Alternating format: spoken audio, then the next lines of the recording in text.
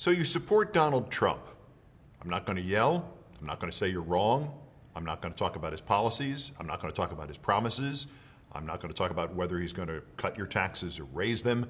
I'm not going to talk about whether he's going to make America great again or crash it and burn it. And unlike what you probably think, I'm not trying to get the election overturned. I'm not trying to get Hillary Clinton into the White House.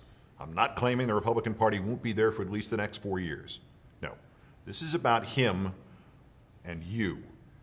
And the respect for you I start with because you're watching this. You are thoughtful enough to have gotten this far. Frankly, I don't know if I could watch your video.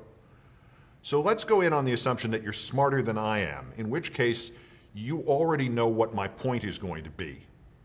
I don't know who the political figure would be if our places were reversed.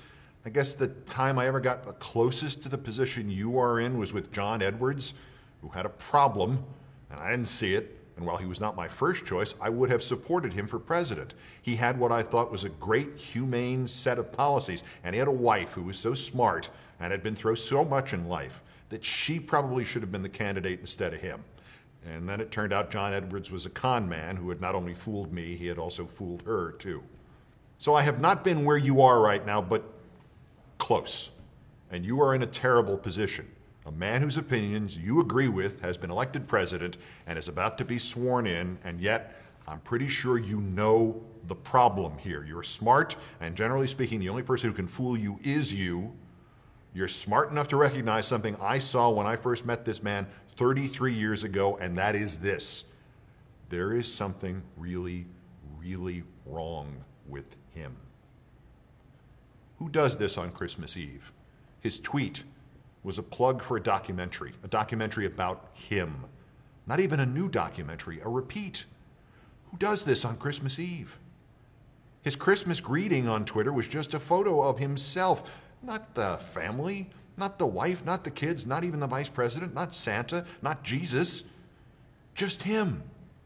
Who does this? 2 days later, meaning 49 days after the election is still all he was tweeting about. President Obama campaigned hard and personally in the very important swing states and lost. What kind of man does this? Happy New Year to all, including to my many enemies and those who have fought me and lost so badly they just don't know what to do. Love. Would you write that? Would you write that when you got votes from fewer people than the other candidate did? Would you call everybody else your enemy? To my mind, it is possible for you to agree with Donald Trump and still be a good person. I just disagree with you. But I don't think you're my enemy. But let me run one last pair of tweets past you and ask you if you think they were written by a normal guy. Various media outlets and pundits say that I thought I was going to lose the election. Wrong. It all came together in the last week, and I thought and felt I would win big, easily over the fabled 270, 306. When they canceled fireworks, they knew, and so did I. So those tweets are from last Monday. That means it had only been 3 weeks since he got up at one of those victory tour stops. This one was in West Allis, Wisconsin on December 13th, and he said he thought he was going to lose the election, and he thought he was going to lose the election on the night of the election. So I go and see my wife. I said, baby, I'll tell you what, we're not going to win tonight because the polls have come out, and you know, I always used to believe in those exit polls. I don't believe in them anymore. I know this. If we're going to lose, I don't want a big ballroom. There aren't a lot of choices here, are there? I mean, he either lied in the tweets or at the tour stop in Wisconsin or to his wife that night, or he forgot that he said it, or there's something wrong with him. To pretend that there isn't something wrong with him, you have to pretend really hard. And I know you can't say it, I know you don't want to believe it, and I know you won't believe this either, but I wish it were not true. But we have elected a man who is not all there.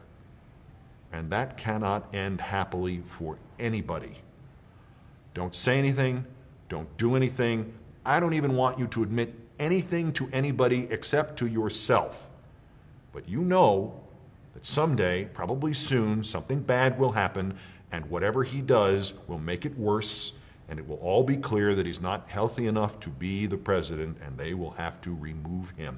So all I'm asking, all that this video has been about, is for you to just think about it for when the time comes, because when the Republicans really need to remove him as president, they will need to do it in a hurry.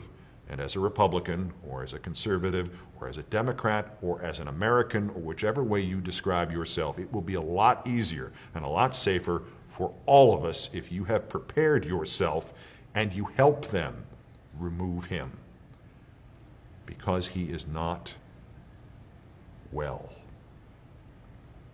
Thanks for listening.